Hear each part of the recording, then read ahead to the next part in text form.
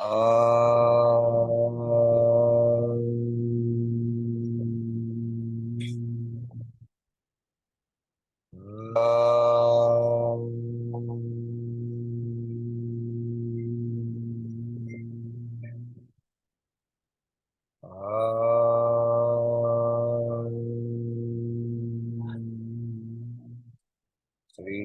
गुरुभ्यो नमः। हरि ओम। Bina ji, please start. I think she is frozen. जी।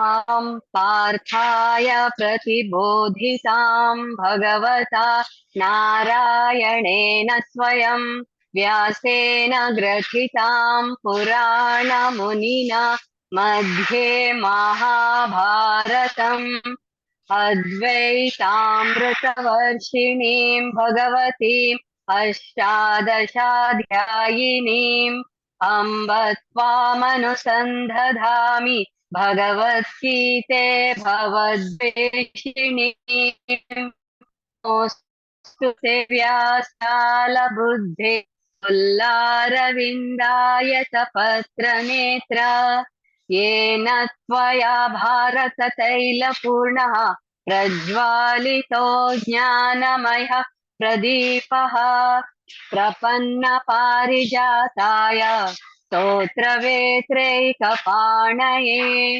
ज्ञानमुद्राय कृष्णाय गीतामृतदुहे नमः।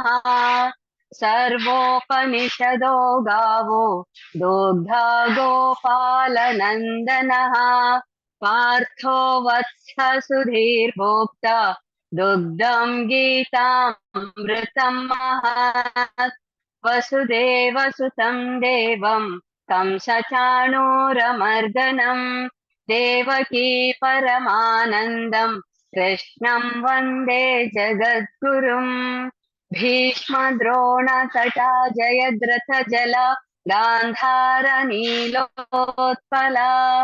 शल्यग्राहवती कृपेण वहनी कर्णेन वेलाकुला अश्वत्थामविकर्णघोरमकरा दुर्योधनावर्तिनी सोत्तीर्णा खलु पाण्डवैरणनदी कैवर्तक केशवः पाराशर्यवत् सरोजममलम् गीतार्थगन्धोत्कटम् नानाख्यानककेसरम् हरिकथा सम्बोधनाबोधितम् लोके सज्जन षट्पदैरहरः पेपीयमानम् मुदा भूयाद् पंकजं कलिमल प्रध्वंसिनः श्रेयसे मूकं करोति वाचालं पंगुं लङ्घयते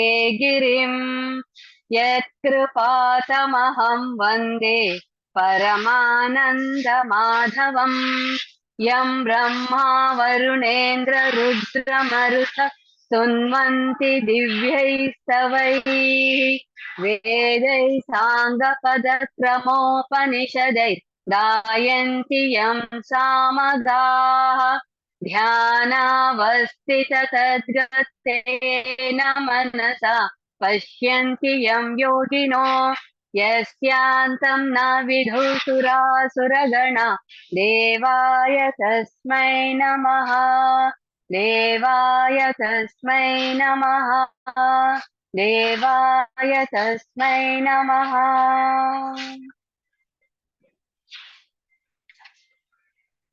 हरि ओम।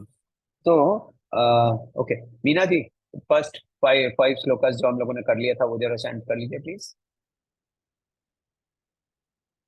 फर्स्ट टू 5 तक करूं?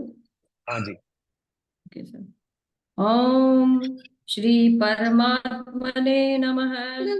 श्री भगवान उवाच इदं तु ते गुह्यतमं प्रवक्ष्याम्यनुसूयवे ज्ञानं विज्ञानसहितं यं ज्ञात्वा मोक्ष्यसे शुभात् राजविद्या राजविद्या राजगुह्यं पवित्रम् इदम् उत्तमं प्रवक्ष्यावगमं धर्म्यं सुमुखं कर्तव्यं व्ययम् अश्रद्धाना पुरुषा धर्मस्यास्य परन्तप अप्राप्य मां निवर्तन्ते मृत्युसं संसारवर्त्मनि मया ततमिदं सर्वं जगत् अव्यक्तमूर्तिना मतस्थानि सर्वभूतानि न चाहं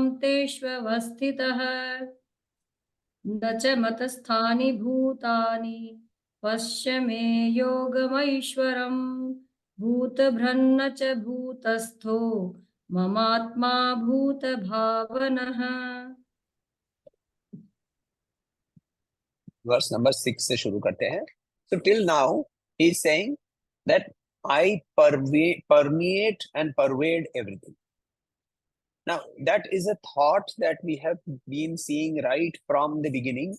Initially, see, when I keep saying this, that in the first 6, when he is talking about me, the individual, which I have identified with the body, mind, intellect, he said, I permeate every cell in your body. Right? Now he has expanded that. So from the microcosm, suddenly it is the macrocosm. I permeate everything. I keep repeating this. Yatha pinde tatha brahmande. If I can understand what is happening within me, I can understand what is happening in the cosmos. And our rishis, they try to, instead of, in the last session itself, I used the same example, that instead of studying the exothermic reaction between potassium and water, they study the consciousness, which is a complete different field of study. So this does not mean that the exothermic reaction is a very not necessary or whatever. It's a very necessary reaction and all that to be studied. But ultimately, if we have to go beyond that, beyond this material universe and try and find out who we are and where we come from, then that study of what was done by our rishis is also very, very necessary, perhaps more necessary. So therefore, he goes on to say in verse number 6, Yatha kashas sthito nityam, Yatha kashas sthito nityam, Vayu sarvatra go mahan, Vayu sarvatra go mahan, Yatha kashas sthito nityam, Vayu sarvatra go mahan, Yatha sarvani bhutani, Yatha sarvani bhutani, Matsthani tyupadharaya, Matsthani tyupadharaya, Yatha sarvani bhutani, Matsthani tyupadharaya, Yatha kashasthito nityam, Vayu sarvatra go mahan, Yatha tatha sarvani bhutani, Matsthani tyupadharaya. Yatha as akashasthitaha. Sthita means to be resting in, to be situated in akasha. Nityam, always, vayuhu. So where does Vayu stay? Vayu stays in the akasha. Just give me 1 second, please.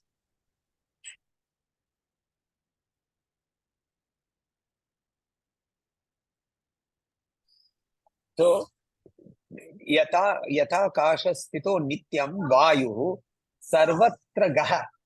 Sarvatra gaha, it is flowing everywhere. Mahan, mighty. So the mighty air, though it is so very powerful, it is so strong, it is flowing everywhere, but it is situated in akasha, which holds it in all places. Yatha akasha sthito nityam vayu sarvatra go mahan, tatha sarvani bhutani. Thus, in everything that is made of the panchabhutas, matsthani upadharaya, matsthani, they rest in me. Understand this. Now, again, as I keep saying, each of the shlokas of Bhagavad Gita is a shlok for Manan. So when I look at this entire universe and I realize this is resting on the in Brahman. Imagine the a beautiful picture of Vishnu resting on the in an Anantashayan, resting on the ocean. Right? I'm sure you can imagine that. ISKCON does beautiful paintings. Those you would have seen one of those, or you can imagine Sri Rangaswamy of Ranganatha Swami of Ranganatha Temple. Now, what do you see over there? Oh, you see a great ocean, and then in that ocean, what happens when Brahman wants to manifest? It takes on his physical form, and that physical form is a composite physical form that encompasses everything that is possible. All the possibilities are held over there. And then from those possibilities, those individual small creations, small waves, they all emanate. Now, if you look at this, we keep using the words of the ocean, water, and the waves. Now, just put this into that picture. You have Ishvara permeating everything that you can be aware of. And in that, you are just dancing around as if you feel that, oh, I am the king, I am so mighty. And he says, don't believe that you are so very mighty. You are just resting in me. Matsthani, right? You are in me. You are resting in me. So he moves on from there to verse number 7. 7 and 8 we will do together because they have the same thought. Sarva bhutani kaunteya. Sarva bhutani kaunteya. Prakritim yanti mamikam. Prakritim yanti mamikam. Sarva bhutani kaunteya. Prakritim yanti mamikam. Kalpakshaye punasthani. Kalpakshaye punasthani. Kalpado visrijamyaham. Kalpado visrijamyaham.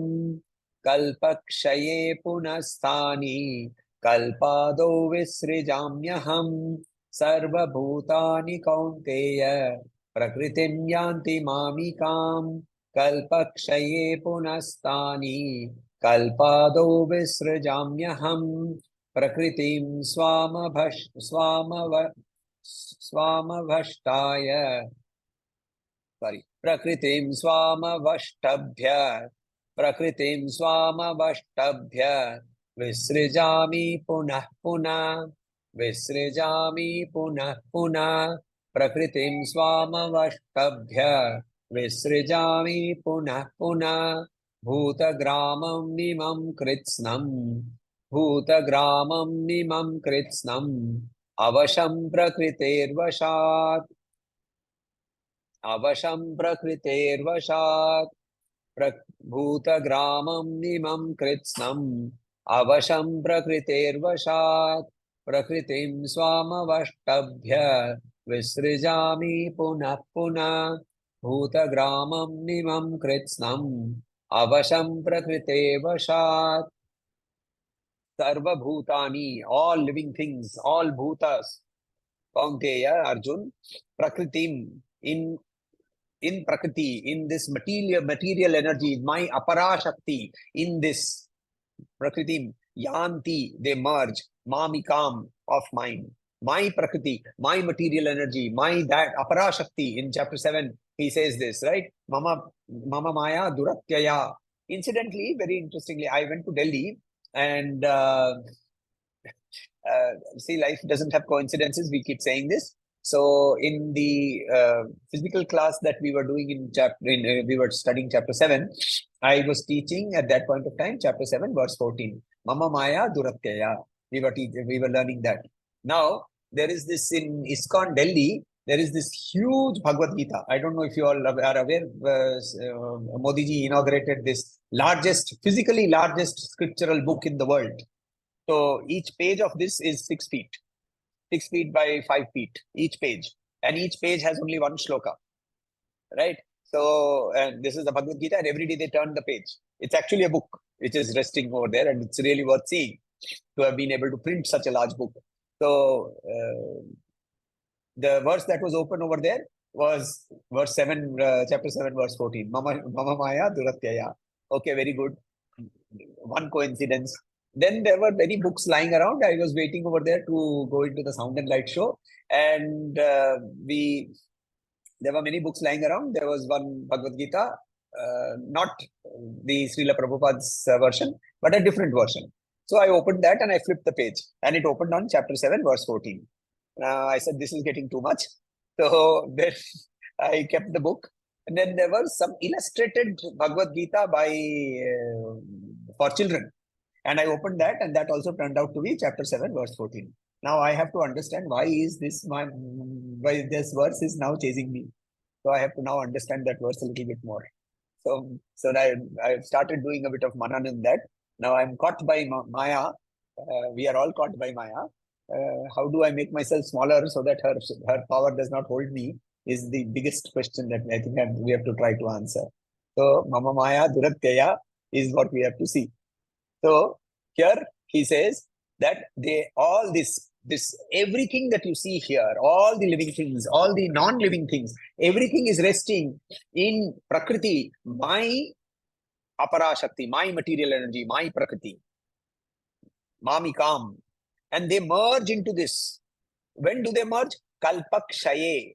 Kshaya means to end, to be eroded, to end, to finish. So Kalpakshaye, at the end of a kalpa, Punah, again, Tani, them, Kalpa Ado, in the beginning of the Kalpa, Visrajami, they manifest. Visrajami here is a very interesting word. Visrajan means to let go. So here it's Visrajami would mean I let go. So I hold them at the end of a Kalpa, and then in the beginning of the Kalpa, I let them go again. So it is almost as if we are bound to him at the end of the Kalpa against our wishes. And the moment he wakes up, we all emerge. It is so true. We don't want to merge, which is why we are running after our vasanas. Since we are running after our vasanas, we cannot merge. And if we are not ready to merge, what happens now? Microcosm to macrocosm. Microcosm, what is it? Microcosm is my consciousness. I close it down in deep sleep, the world vanishes. Kalpakshaye, this entire universe merges into me.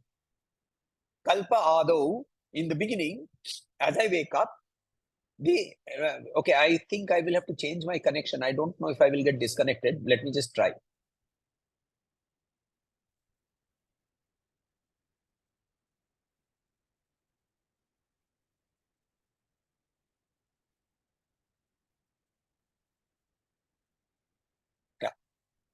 Am I still there? Audible? Yeah, you're still there. You could make one of us the host and then exit the meeting and then rejoin. No, I think this is now stable. It's saying that it is stable. Let's hope it continues. So anyway, coming back. So the same thing when Ishvara, which is the macrocosm, when Ishvara goes through this spandana, then this spandana just causes this entire macrocosm to just manifest and come and coalesce. Which is basically today, if you look at the oscillating universe theory, basically we're looking at that. I'm not saying that we preempted the oscillating universe theory. Yes, Raghuji. See, something, I mean, many things I don't understand. One thing I don't understand here is, you see, now I can understand how when you destroy the ego and make yourself so sukshma, you can break through the net of Maya. Okay, I can understand that. And of course, once you break through the net of Maya, you realize all of creation is there. That is, why constantly keep harping on this thing that at the end of a kalpa, it has to merge back. And the beginning of the next kalpa, it has to remanifest. What is the necessity for it to do that? What is the necessity even to talk about it? This I don't understand. Okay, two things. Two different things completely. What is the necessity of this merging and demerging is a question that we will answer. Krishna himself will answer that in the later chapter. So I'm not going to answer that. We will keep it on hold. But yes, I knew that this question is coming. So that is why I was smiling, because it is something that we need to understand. Right? And obviously, Krishna will answer that question. We just have to hold on for that for some time. Now, why is it necessary to keep talking about it? Because of the manda buddhis around us, right? We are, see, when I do training, when I start off a training program, I first tell them what I am going to tell them. Then I tell them. Then I tell them what I have told them. Then I make them tell me what I have told them. Then I give them homework of telling me next morning what I have told them and what they have done manan on. 5 times. Right? And after that, 1 month later, you ask them, okay, so what did you put into practice? Nothing. So I was doing a finance for non-finance, and that guy said, sir, you gave the same example 3 months ago. I said, yes, exactly. I'm not going to change the example because you don't put it into practice, right? You have been put into the same class again because you are not studying. Now, Meena ji is laughing because she knows the students who repeat her class in history are people who have keep on saying that Aurangzeb was Akbar's father. Now, if you keep writing Aurangzeb was Akbar's father, then you have to go back to the same history class and study the same thing, saying that Aurangzeb was Akbar's grandson. Right? You cannot change. I will not change the example, nor will I change the learning.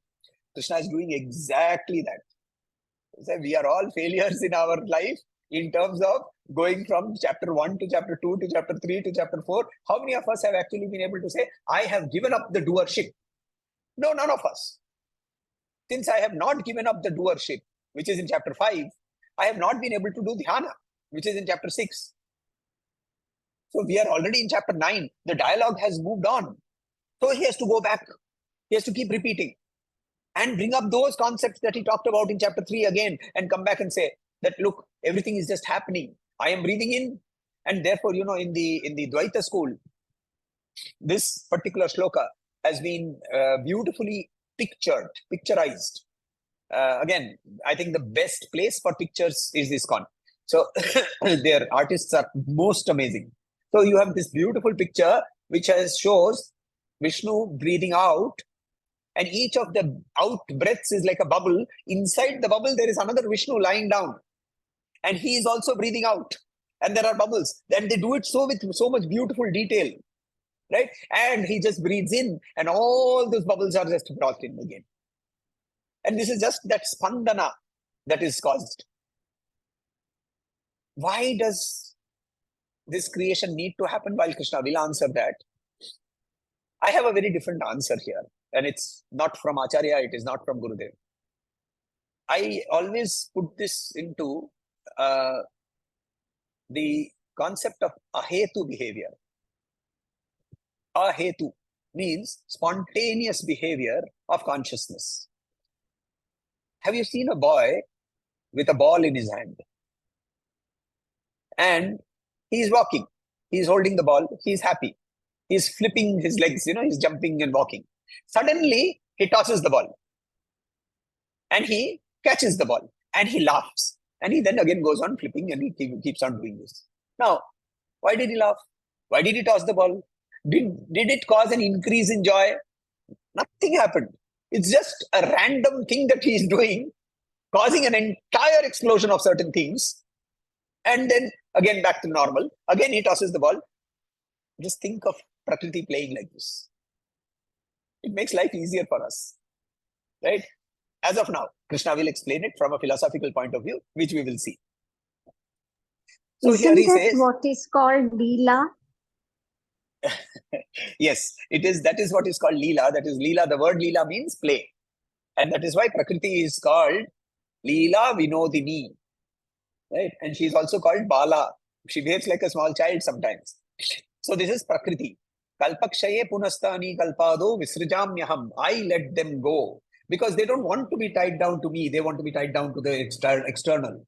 Prakritim, next verse, he says, Prakritim, this material energy, Swam, my own, avashtabhya, Swam avashtabhya, presiding over, Visrajami, generate, manifest, punah, again, Bhuta gramam, accumulation, Bhuta, Panchabhutas, Imam. So Bhuta gramam, all these multitude of forms, the names that have come about. Imam, these, Kritsnam, all, Avasham, beyond their control, Prakrite, nature, Vashat, by the force of nature. So what is he saying here?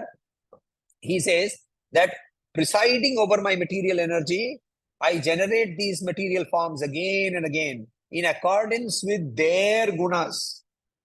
In accordance with their gunas. What did he say about the Varna and the Ashrama system? He says that the Varnas and the Ashramas were created by me. Right? People stop there. But the next line, he says, according to their gunas and karmas. According to the karmas. So if whatever you are, again, microcosm, now explode that into the macrocosm. Everyone around us is controlled by their gunas and their vasanas. Gunas and karmas is nothing but a combination of vasanas. What is vasanas? A manifestation of the ego. So when I manifest through the ego, when I identify through the small I, then I am captured by this net of Maya. So again, he says that at the end of the kalpa, everything merges into me. At the beginning of the next kalpa, everything again manifests. And this continuous cycle is because of the unsatisfied vasanas. See, in the earlier chapters, in chapter 8, 17 to 19, he talked about the repetitive cycle of creation, maintenance, annihilation. Kalpakshaya here means at the end of the lifespan of Brahma. Right? Some billions of years that we calculated last time. So all of us then go into a sort of hibernation and then re-manifest based on our vasanas. So it is like I very picturesquely imagine myself, that this Atman, it leaves the body and then it goes and it takes that period of 10 days or 12 days where it has still not lost that immediate identification with the body. So that body identification is there, which is why the rituals have a lot of water. If you have seen our death rituals, our post-death rituals, they use a lot of water. Just imagine, take one small agarbatti and touch it to your hand, right?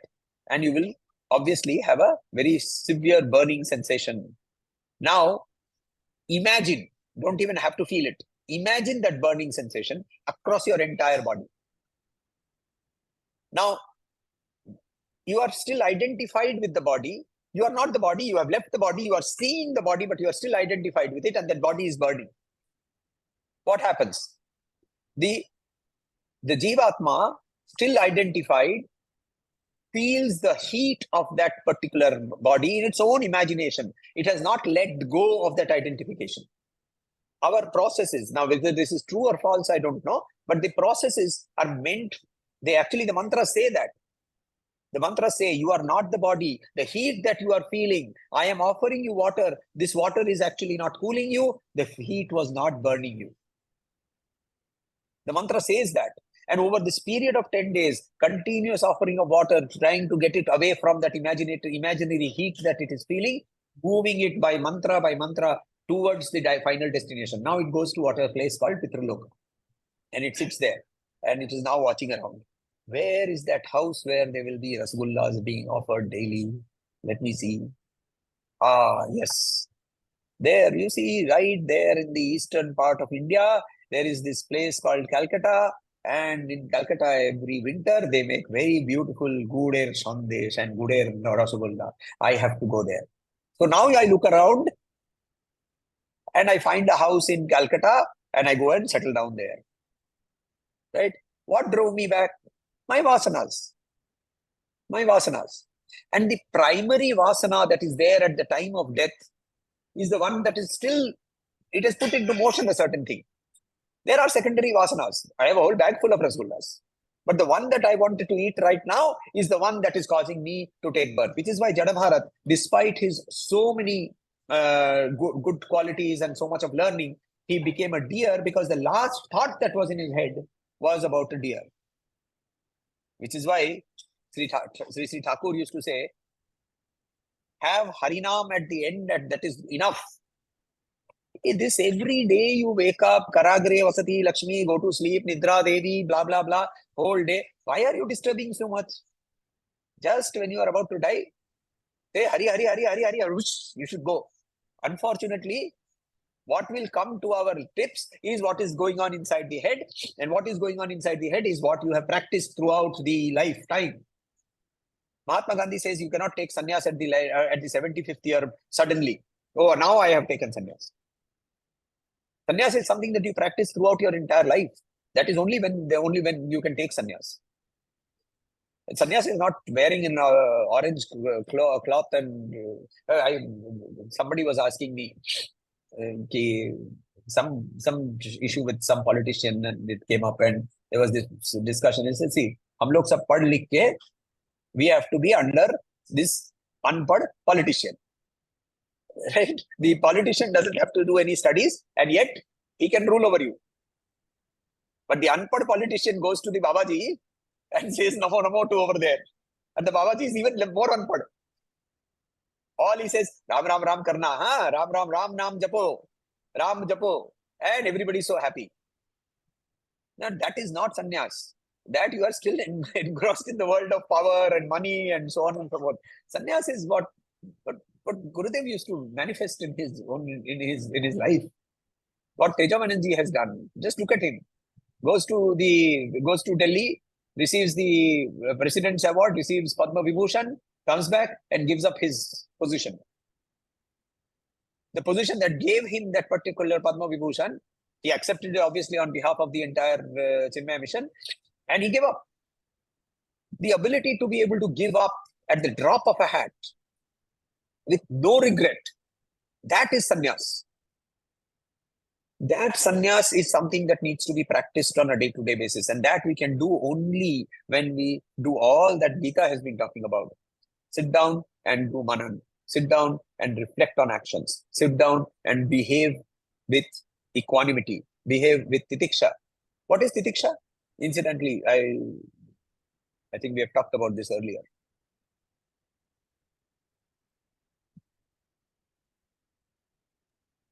The ability to accept. Yes, the Yes. opposites. So I'm grateful that I'm grateful to the divine also that I did not say the literal meaning of the word titiksha. Titiksha, the literal meaning is tolerance, right? Tolerance is not what is being taught here. Tolerance means from high to low, right? Oh, I'm tolerating you. My child is making a lot of noise. I am tolerating you. I'm tolerating. Acceptance. Titikshasva bhava, Arjuna. He says, accept that people will be different. Learning to behave according to what the Gita is saying, that is what takes us forward. So here he says that in this particular verse, he says, Bhutagramam imam kritsnam avasham prakriter vashat. They behave according to their gunas. They behave according to their karmas. So we move to verse number 9. सारी परिस्थिति में एक जैसे रहना, यह क्या इसको भी तितिक्षा ही कहेंगे? इसको स्थित प्रज्ञ बोलते हैं. स्थित प्रज्ञता हमारे अंदर में पैदा तभी हो सकती है जब हमारे अंदर में बाकी गुण उपस्थित होने लगते हैं, जिसमें उन गुणों के अंदर में तितिक्षा एक गुण है, क्षमा और एक गुण है. तितिक्षा होना माने एक्सेप्ट करना, मगर एक्सेप्ट करके भी मैं डांट सकता हूँ ना, चिल्ला सकता हूँ ना, मेरे पास गुस्सा हो सकता है. क्षमा is another of the virtues. Shama means to be able to be self-controlled, not allowing anger to control me, but allowing myself to control the anger. So when anger arises in me, I say, this look, कितना मजा आ रहा है, देखो कितना गुस्सा हो रहा है उसको. उसके बाद गुस्सा रहेगा क्या? यार रसगुल्ला खाने के बाद वो क्या मिठास है, देखो किसको मिठास लग रही है, जीभ कितना लटपट कर रहा है, उसके बाद वो मिठास की कोई महत्व रहेगा क्या? सो ना मिठास ना ही गुस्सा, दोनों के साथ यदि मैं थोड़ा सा अपने आप को डिस्टेंस कर सकूं, वो स्थित प्रज्ञता है. बट उसके लिए हमें क्षमा चाहिए, दमा चाहिए, तितिक्षा चाहिए, हमारे 6 गुणों की उत्पत्ति होनी चाहिए, और उसके बाद वैराग्य पैदा होता है. वैराग्य सीधा नहीं पैदा हो जाता है, राइट? और इसीलिए क्या बोलते हैं कृष्णा, अभ्यास है न तू कौनते, पहले अभ्यास उसके बाद वैराग्य आएगा. पहले sit down and practise, and that is true even in our physical world, right? Your exercise teacher, your yoga teacher goes and says, okay, now you sit in Ardha Siddhasana. You cannot say, okay, now why? Why do I have to sit? No, you first sit down. And you sit down and you learn, and you sit down and you learn, and you sit down and you learn, and suddenly you find, oh, something is happening, my spine can't bend, and my spine has become straight. You learn that by experience. So here we go, verse number 9. Na cha mam tani karmani, na cha mam tani karmani, nibadnanti dhananjaya, nibadnanti dhananjaya. न च मां तानि कर्माणि निबध्नन्ति धनञ्जय उदासीनवदासीनम् उदासीनवदासीनम् असक्तं तेषु कर्मसु असक्तं तेषु कर्मसु उदासीनवदासीनम्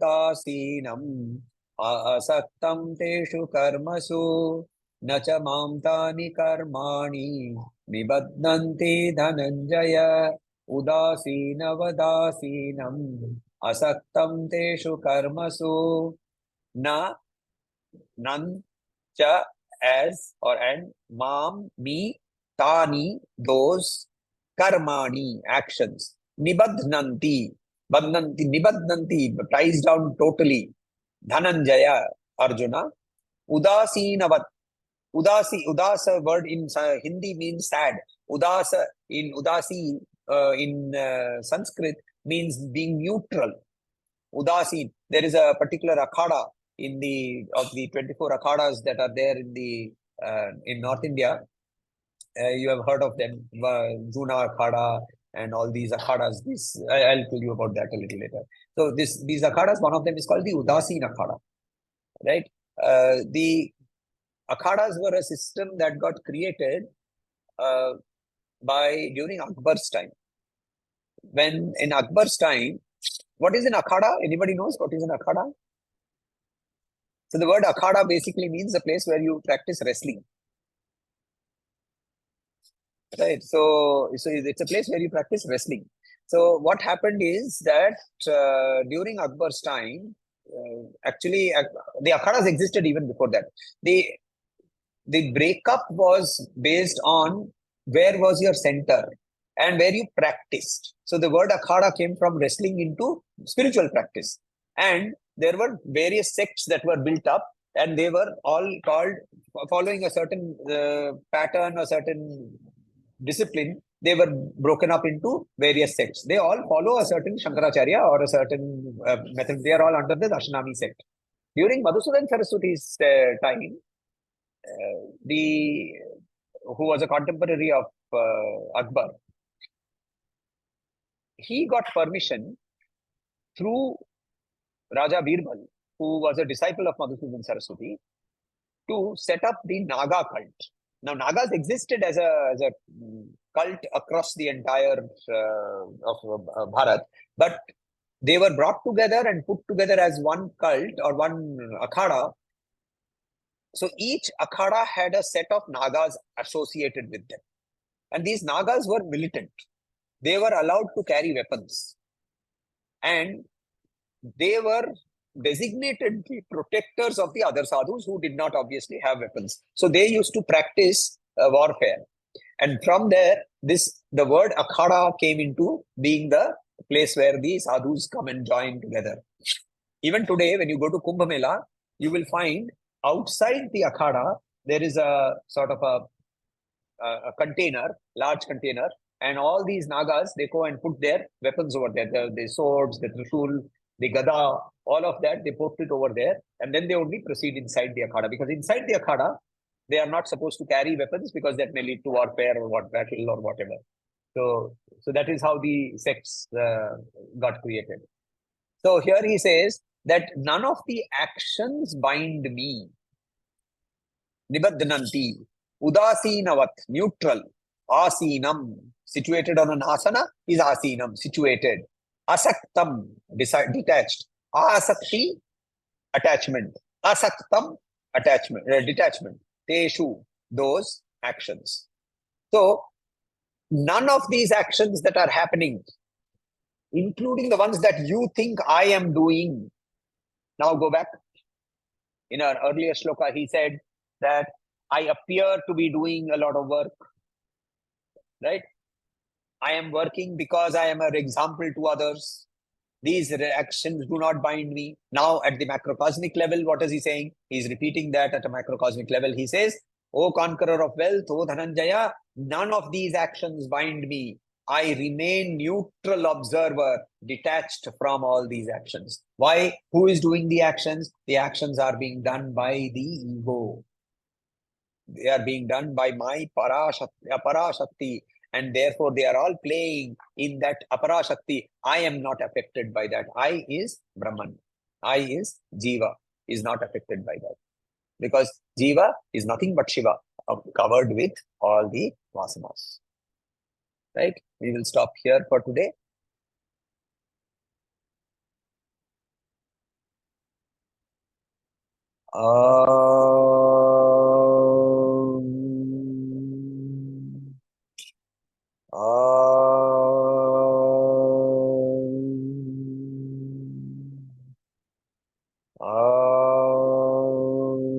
Shanti Shanti Shanti. Hare Om. Shri Gurubhyo Namaha. Hare Om.